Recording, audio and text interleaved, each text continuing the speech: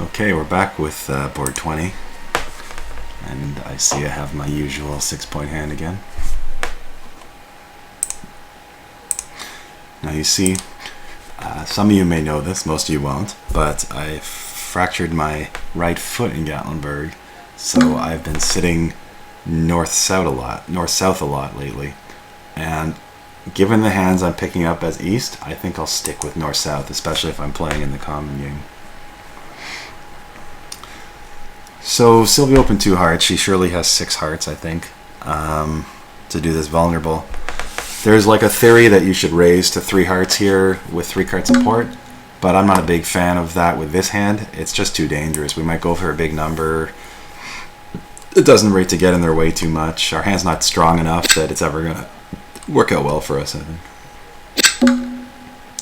So we lead Rusino in suits that we've bid by ourselves. So Sylvia bid hearts, so she's going to lead her second highest heart, not her highest heart. And the reason we do that is we want to be able to lead like a dry ace sometimes, okay? Like we want to be able to lead, say, from ace empty 6th. In fact, Sylvia did that this afternoon. She led from ace jack 6th and she gave me a rough. But if that could be like just the ace, or it could also be ace from ace king, it's very confusing.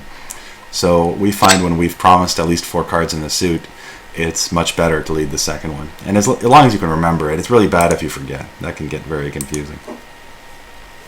So my first card was count. I wanted to let her know I had 3 hearts. And then my second card, I played my higher of the 2 spots rather than the lower one. And that's just to tell her that I have strong diamonds here. It's possible I should have asked for a club just because, like, I don't know where our diamonds could possibly go, but I'm a little afraid to break clubs. The thing is, if she switches to a diamond, I'm pretty much going to have to play a club, so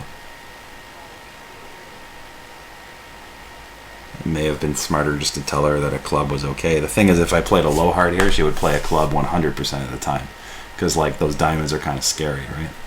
So I think just telling her that I have some diamond stoppers might cause her to defend well. I don't know.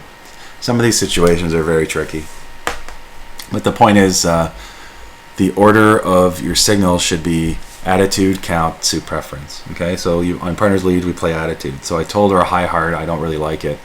If I had a doubleton, I would like it, so I'd play low, right? So she knows I have 3. So it's kind of, in this particular case, the attitude and the count are both given together.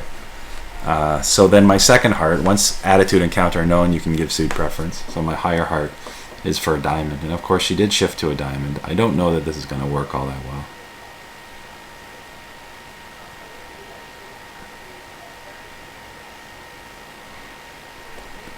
I suspect I might have been able to shift to ask for a club. I don't know. If I had the 10 of diamonds, it would be pretty normal to play like the high heart for sure, you know, when I have diamonds really locked up. But with this is like a really sketchy kind of stopper. The cleric can just like rough it out and whatever. Anyway, it'll be very clear for me to shift to a club. I really don't think Sylvia has a singleton diamond, and I can give her a rough, because she probably would have let it.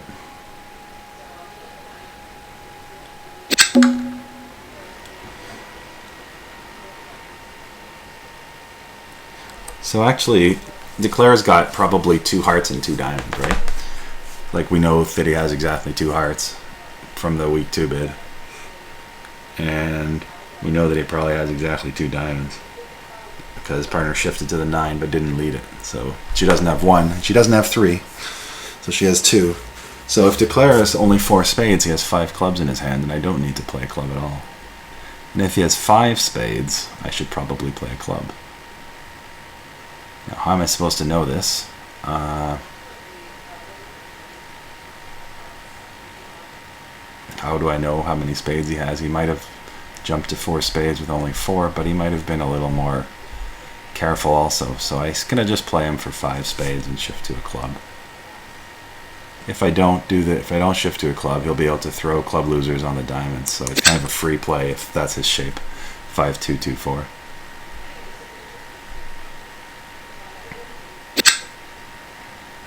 So we'll see what happens. I mean, if Sylvia doesn't have the king, then it doesn't matter.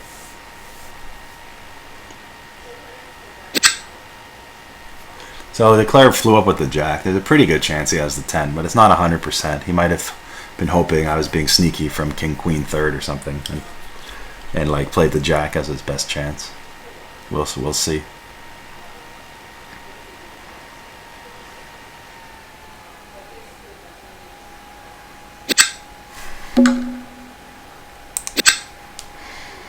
So we've seen like 9 points from our partner. We can't really hope for much more. I hope it would be wonderful if Sylvia had the jack of spades or something, because Eddie might think I have it because Sylvia opened the week 2 and finesse into it, but Eddie has them all. So he's going to draw 2 rounds of trumps and probably switch over to diamonds would be my guess. If he does have 5-2. Okay, so he even had a 6th spade. That's very bad for us. Oh wow, Sylvia opened a 5-card hearts. I'm not used to this. I would never in a million years do that. So he's 6-3 something something. 6-3-2-2 probably. 6-3-2-2. I mean, I have to win this trick. It's our last trick, and that's it. I think game over.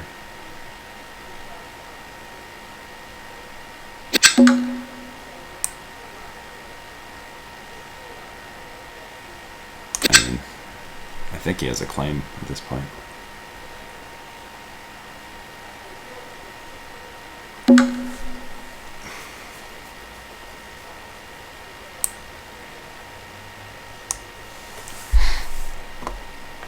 Okay, so if he wanted to play all out at match points, he didn't know this, but Sylvia's 8 of diamonds was falling under the 10, and he could have taken a finesse against my jack, but he didn't 100% know that. So once we shifted to a club, he couldn't safely play for that and still like rough his hard and do everything. So he just played safe for 10 tricks.